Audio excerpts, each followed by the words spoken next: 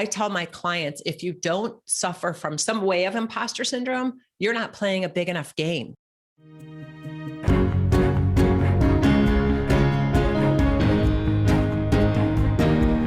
Hello, everyone. Welcome to the KTS Success Factor podcast for women, where we talk about challenges senior female leaders face in being happy and successful at work. I'm your host, Dr. Sarah E. Brown.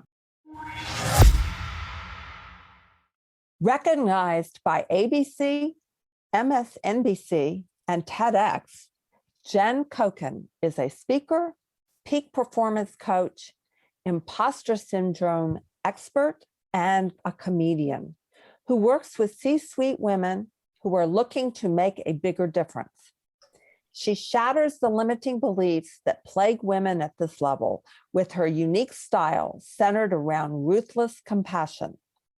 These are women who, at their core, long for the audacity to be themselves, to lead without limits.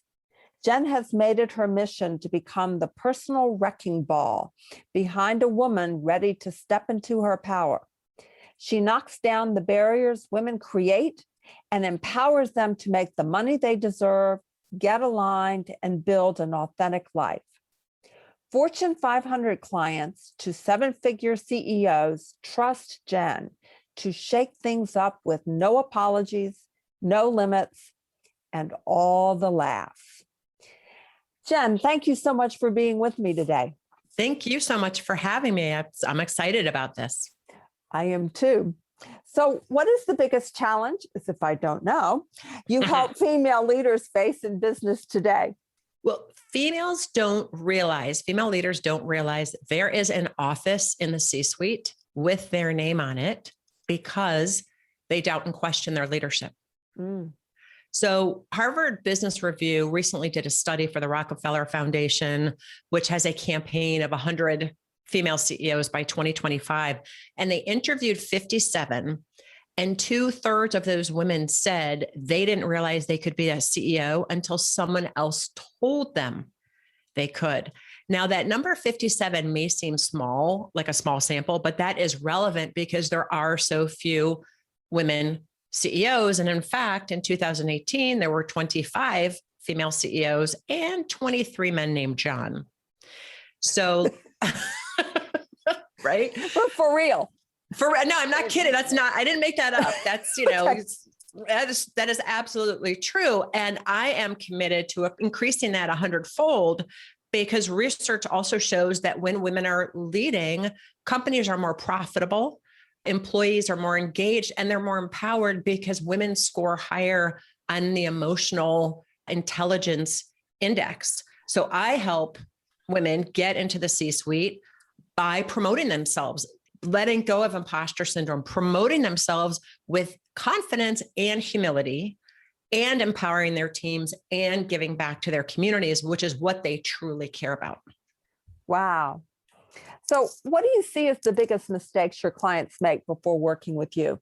They suffer from imposter syndrome and don't realize it because it's such a buzzword right now, Sarah, and people look at that word, that's not me. But if you are exhausting yourself by working too hard, if you're trying to do things perfectly, if you are procrastinating because things don't come really easy, or for example, you're not asking for help because you think it makes you look weak, those are all hallmarks of imposter syndrome.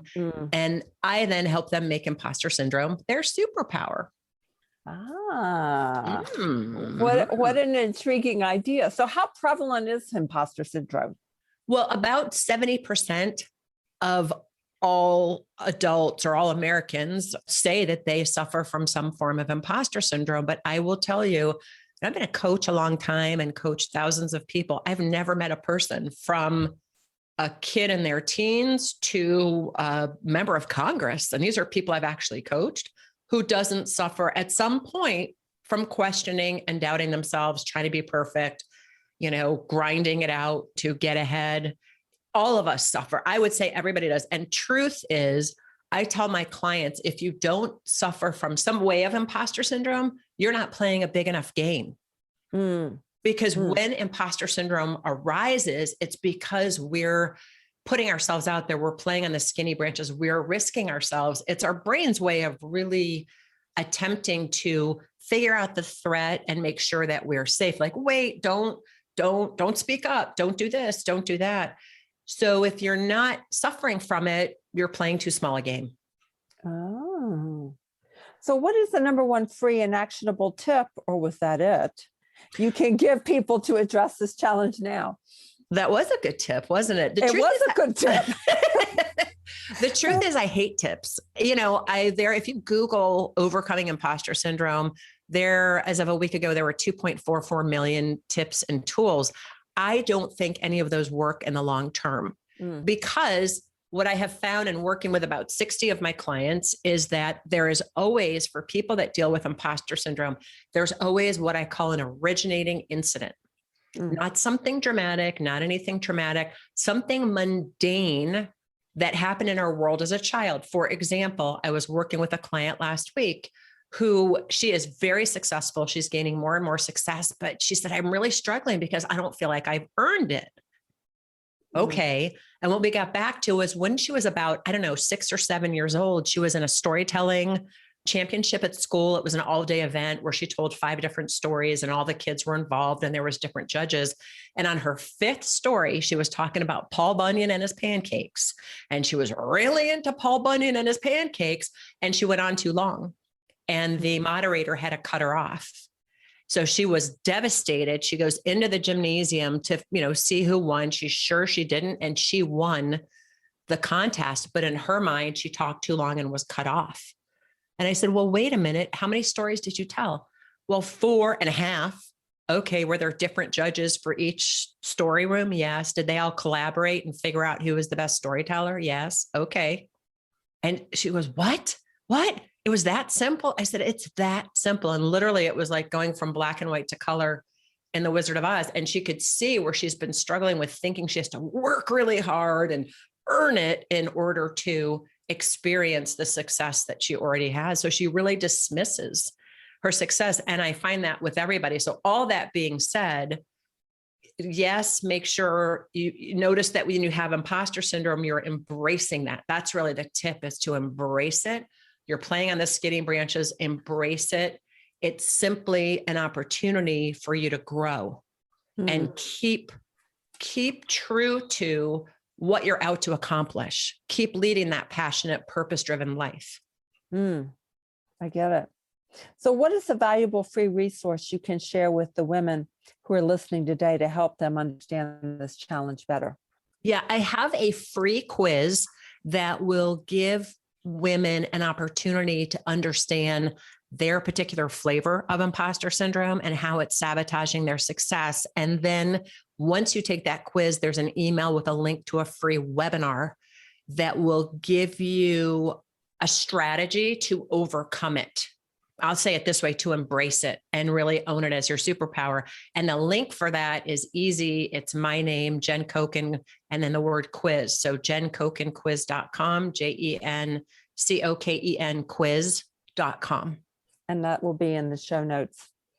So Jen, what's one question I should have asked you about this that I didn't, that will help our audience take action to address this challenge? And then would you please answer the question? Absolutely. This always, when I saw this question, because of course you shared it with me beforehand, it reminded me of a college professor, I have to say, she was one of my favorite professors. And we would read, it was comparative political literature. And we would read 6 books over the course of a semester. And the test was always her questions. And the last one was create your own question and answer it. And you will be judged by the question as well as the answer. So it was great. But you knew it was coming. Yeah, exactly. I think the big question is really, does everybody have imposter syndrome? And you kind of ask that question, but the answer is yes. Don't poo-poo whether you're male or female, because you don't poo-poo it because of the wording, because it is such a catchphrase. And don't think for a minute that women suffer from it more than men. They don't. It seems like they do because we as women talk about our feelings more and talk to each other more. and are really about empowering one another. So we don't tend to be as competitive in a lot of ways. So we do open the kimono, as I like to say, and talk about it more. Take the quiz, look at your particular flavor, and then watch the webinar and identify strategies to embrace it so that you can make it your superpower instead of trying to overcome it. What a hopeful message. Embracing something everybody has and turning it into your superpower. Jen, thank you so much for being with me today. Oh my gosh, thank you so much for having me. Thanks for listening to the KTS Success Factor podcast for women. If you like what you are hearing, please go to iTunes to subscribe, rate us, and leave a review. And if you would like more information on how we can help women in your organization to thrive, then go to www.sarahebrown.com. You can sign up for our newsletter, read show notes and learn more about our podcast guests, read my blog, browse through the books, or contact us for a chat. Goodbye for now.